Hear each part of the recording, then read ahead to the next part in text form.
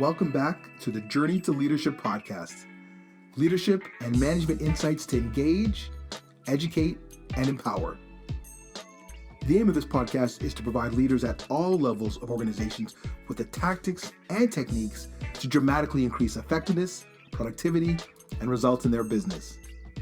My name is Corey Atkinson, your leadership and performance coach, Vice President of Strategic Learning and Development at CSPN. And since these podcasts are for all of you, my listeners, I would love to get your thoughts. If you would like to get insight on a specific topic or situation, ask a question, or just give us feedback on what you like or want to hear more of, please let me know. Please email me directly at Corey, Corey, at mycspn.com, or reach out to me and follow me on LinkedIn at Corey Atkinson. So let's get started. This month, we're talking about fear. Overcoming fear as a team. Quote, "Fears are nothing more than a state of mind." Now, with the current outbreak of COVID-19, the coronavirus, that's not going to always be easy for us to take in. The fears are very real.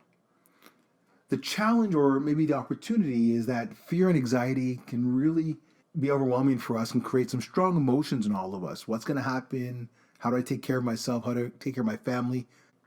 But coping with stress can also make us more resilient, can help us care more about each other, can help us be stronger as an organization, as teams, can make us stronger as a community.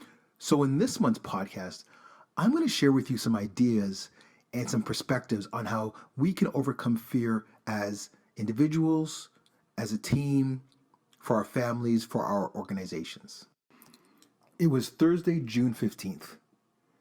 I was working in a strategic marketing organization, manager of a business assessment group. We were just finishing our weekly team meetings when one of my team members, Peter, says aloud, "Whoa, everyone check your inbox." Most of the group was already just about to do the post-meeting email check-in. But then, when everyone opened the email that Peter was referring to, the room went quiet. I was reviewing my written notes from the meeting, but when I noticed how still and quiet the room had become, I looked at everyone and said, "What's up? Why is everyone so quiet?" And as I reached for my phone, Peter slumps back into his chair and says, "Corey, Marcia has been appointed CEO." As I looked at the 6 people on my team, one by one, I could see the look of panic and fear in their faces. Now, let me give you some background. There had been a vacancy in the organization, specifically the CEO position, for over the past 4 months. And there were 3 divisional leaders, Amrit, Kirsten, and Marcia, who were vying for this position. Now, these 3 leaders were the kinds that competed more than they cooperated. And there were a number of situations that made it very clear they were a little too territorial. And now Marcia, who was from the other division, was to become the CEO. And I was nervous because Marcia had openly let it be known that she did not like our group specifically. She did not think we brought any value to the organization. And now she was going to have power over us. This was not going to be good. So as I walked over to close the meeting room door, I knew fear was setting in. In the minds of my team members, they were thinking of all the worst case scenarios. Was she going to replace us with her people? Were funds going to be diverted for her projects and not ours? On top of this, it was the worst time for this to be happening. We were implementing a huge upgrade to our computer systems. And if we didn't get it right, Marcia would have lots of ammunition to potentially replace us. So you could see that our focus was being hijacked and would be hijacked for the rest of the day, if not for the next couple of weeks, if I did not act fast. I knew I needed to support my team in overcoming fear. Now, what we had going for us was the fact that everyone took managing their stress and balance very seriously, and we did our best to always use the right thinking at the right time. And these processes usually worked, but this time the fear of uncertainty was too consuming for the team. And I knew that I was going to have to communicate with more intention and with more clarity. And all of this really for me started with one simple tactic that I'd learned years ago from a friend of mine. He was an emergency response specialist. And he told me that fire, ambulance, and all emergency services use this one simple method to ensure they are always ready. They breathe. As you all know, breathing obviously helps us move the oxygen throughout our body. And when we do it with intention, helps us to ensure that we think better and respond better in any given situation. So when emergency service personnel show up on a scene, before they get into action, they take a moment to breathe. And I realized that to overcome this fear, my team needed to breathe and to really desensitize ourselves from the fear. So before I let everyone rush off to lunch with the Martian news on their mind, I went to the whiteboard and I gave them some space to breathe. As they were still chatting amongst themselves, I grabbed a marker and I wrote down on the board, "What is the fear you are feeling right now?" Once again, what is the fear you are feeling right now? Given this news, with Marcia now being the CEO, I thought it would be important for us to really give ourselves permission to acknowledge this emotion, this fear, and do it in an intense way for a limited amount of time, for about, say, 10 minutes. And it was amazing. When I started going around the room getting people to share what the fear they were feeling was, we conjured up images of having our projects getting canceled, or maybe our positions being eliminated, or being even micromanaged. And it really allowed us to get to the heart of that fear that we were feeling right now. But then, when the 10 minutes were up, we used our stress management and our positivity to shift us to a more empowering place.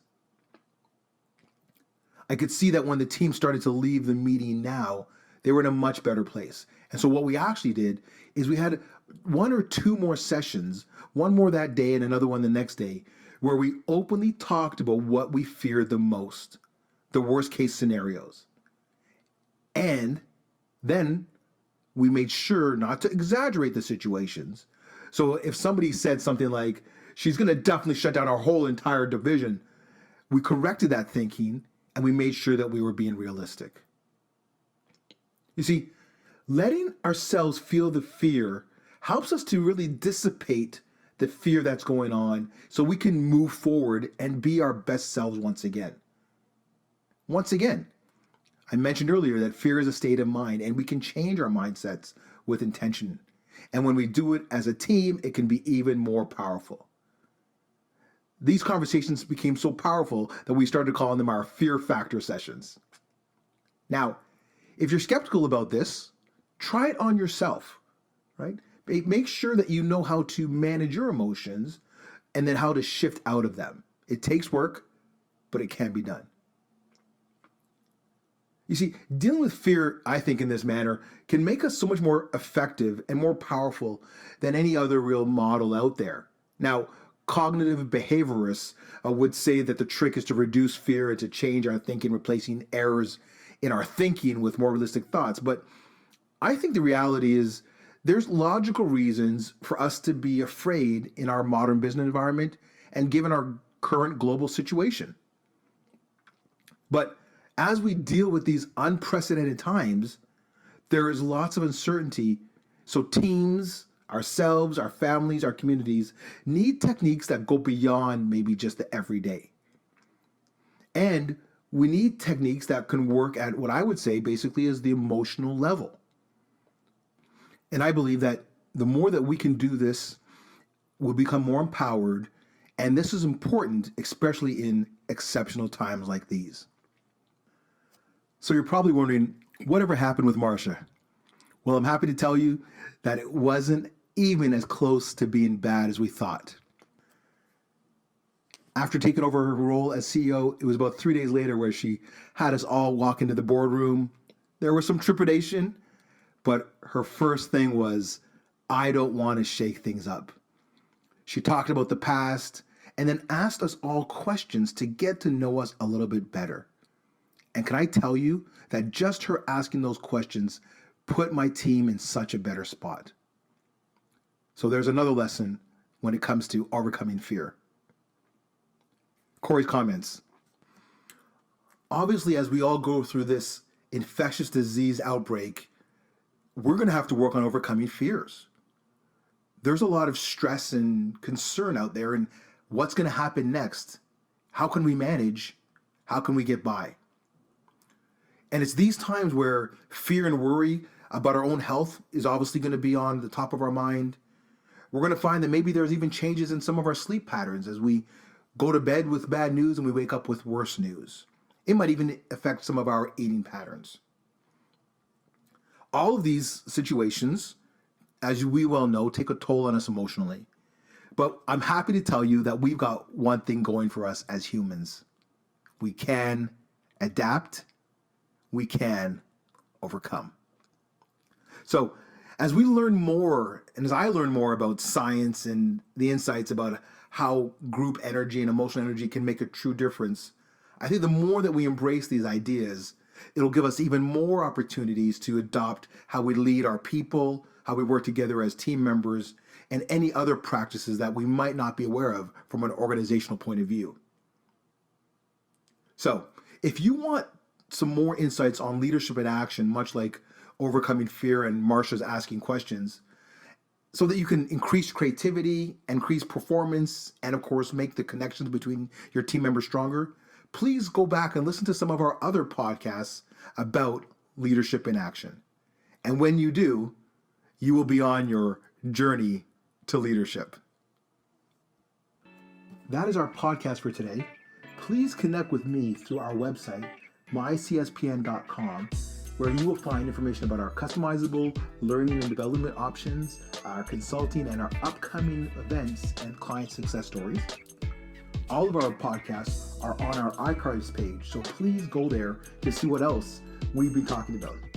And as well, you can reach out to me on LinkedIn or email me directly at Corey, Corey, at mycspn.com. I love getting your thoughts, comments, and questions. And because community is key to our journey to leadership and life, I have a great offer for you, my listeners. When you email me feedback on our Journey to Leadership podcast, I will send you my CSPN Gotta See This reading list. It's a collection of books, articles, blogs, infographics, and more that my clients and I have found extremely helpful for maximizing leadership, implementing management strategies, and delivering memorable experiences for clients and customers. So please email me your feedback and I will send you the list immediately. Once again, my name is Corey Atkinson, your leadership and your performance coach at CSPN. I hope you really enjoyed listening and look forward to seeing you on your journey to leadership. Have a fabulous day.